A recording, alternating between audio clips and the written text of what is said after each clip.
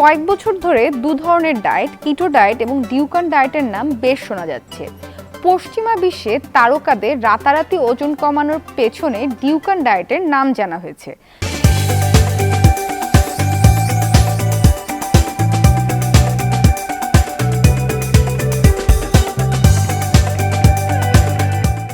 বিশেষ করে British রাজবধূ Kate Middleton এবং সঙ্গীত তারকা জেনিফার লোপেজের ওজন কমানোর পেছনে রয়েছে এই ডিউকান ডায়েট।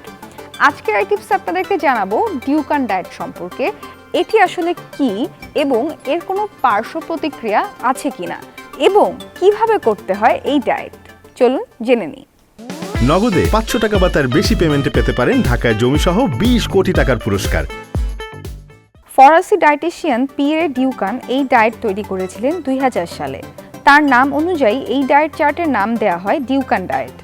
ডিউকান ডায়েটের অন্যতম শর্ত কার্বোহাইড্রেট বা শর্করা একদম খাওয়া যাবে না।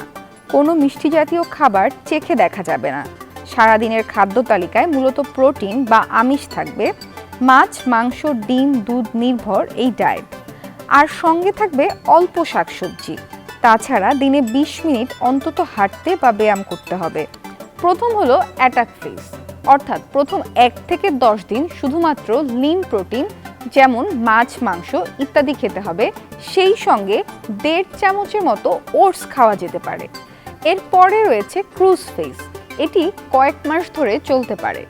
স্টার্চ কম আছে এমন শাকসবজি এই ফেজে খেতে হবে। সেই সঙ্গে আধা চা চামচ ওটস খাওয়া যেতে পারে। এই ফেজ প্রতি 1 পাউন্ড ওজন কমানোর জন্য 5 দিন অনুসরণ করতে হবে।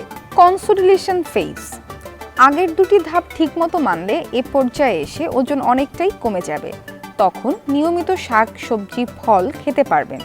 এছাড়া সপ্তাহে 2 দিন পছন্দ মতো খাবার খাওয়া যাবে। স্টেবিলাইজেশন ফেজ, ওজন কমে যাওয়ার পরে স্বাভাবিক ডায়েটে ফিরতে পারবেন।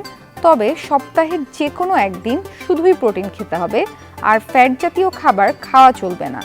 দিনে 3 চামচ ওটস, সবুজ শাকসবজি ও ফল খাওয়ার পরামর্শ ডায়েটিশিয়ানদের। এই ডায়েট নিয়ে অনেক মতভেদ রয়েছে। কিছু বিশেষজ্ঞ মনে করেন ডিউকান ডায়েট আমাদের শরীরে যথাযথ পরিমাণ পুষ্টির যোগান দিতে পারে না। এই জন্য সাধারণত গর্ভবতী মায়েদের এবং যেসব মায়েরা সন্তানদের দুধ পান করান তাদেরকে এবং বিভিন্ন জটিল রোগ যাদের রয়েছে কিডনিজনিত বা হৃদরোগজনিত তাদেরকে এ ধরনের ডায়েট থেকে বিরত থাকতে বলেন। এই ছিল আজকের টিপস। এতক্ষণ আপনাদের সাথে ছিলাম আমি পলি কর্মকার। চোখ রাখবেন ইন্ডিপেন্ডেন্ট ডিজিটালে।